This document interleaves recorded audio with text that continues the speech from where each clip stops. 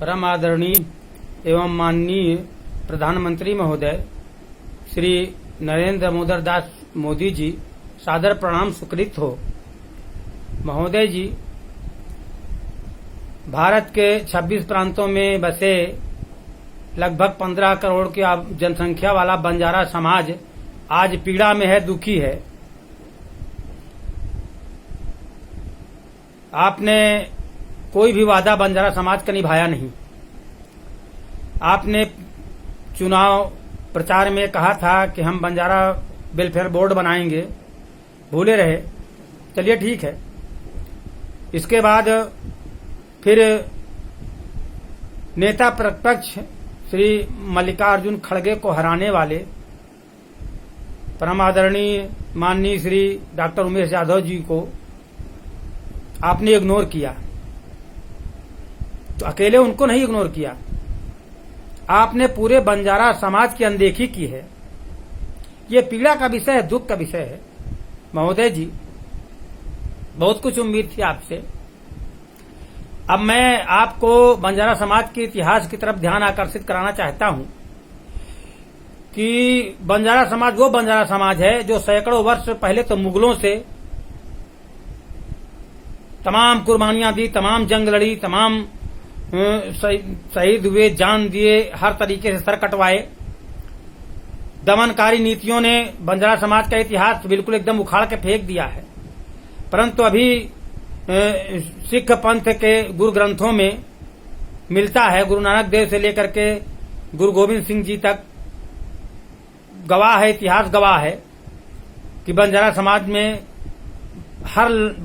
ने हर लड़ाई, हर जंग, गुरु नानक देव जी से लेकर के गुरु गोविंद सिंह जी तक हर लड़ाई में बराबर के हिस्सेदार रहे, सबसे अधिक कुर्बानी दी है, लड़े हैं। इसके बाद फिर ईस्ट इंडिया कंपनी आई। चूंकि बंजारा समाज व्यवसायी था, सर्वप्रथम आक्रमण बंजारा समाज पे ही किया। सबसे अधिक बंजारा समाज ने लोहा लिया है अंग्रेजों से, सबसे ज्यादा कुर्बानी दी है, पर शायद इतिहास में कहीं कोई नामो निशान नहीं है। यहां तक कि टूटते टूटते, बिखरते बिखरते जंगलों में छिप छिपा के रहते रहते इतना एक दूसरे से दूर हो गए कि हम अलग अलग प्रांतों में अलग अलग नामों से जाने जाते हैं। आज हमारी पहचान अगर है कुछ तो हमारी भाषा है, हमारी बोली है, गोर बोली जिसको कहते हैं। हमारी जात गोर माटी है। बंजारा तो एक नाम दिया गया व्यवसाय की वजह से, वाणिज्य शब्द, वो संस्कृत शब्द को जोड़ करके। खैर ठीक है, हम उस विषय पर नहीं जाते हैं। लेकिन ये कि हम अभी तक तो जितनी भी राजनीतिक पार्टियां आई, यूज एंड थ्रो का काम किया। तो क्या आदरणीय आप भी ऐसा करेंगे? आपसे उम्मीद थी, क्योंकि आप तमाम परिस्थितियों के झेले हैं, तो आप हमारी पीड़ा समझेंगे, इसलिए आपसे उम्मीद थी। लेकिन आपने भी अनदेखी किया है बंजारों की। दुख के विषय, पीड़ा का विषय है। आदरणीय, अब तो हमें लगता है कि कुछ और विकल्प हमें सोचना पड़ेगा। बंजारा समाज को अपने लिए हमें कुछ नए तरीके से नई रणनीति तैयार करनी पड़ेगी और कुछ नया विकल्प सोचना पड़ेगा।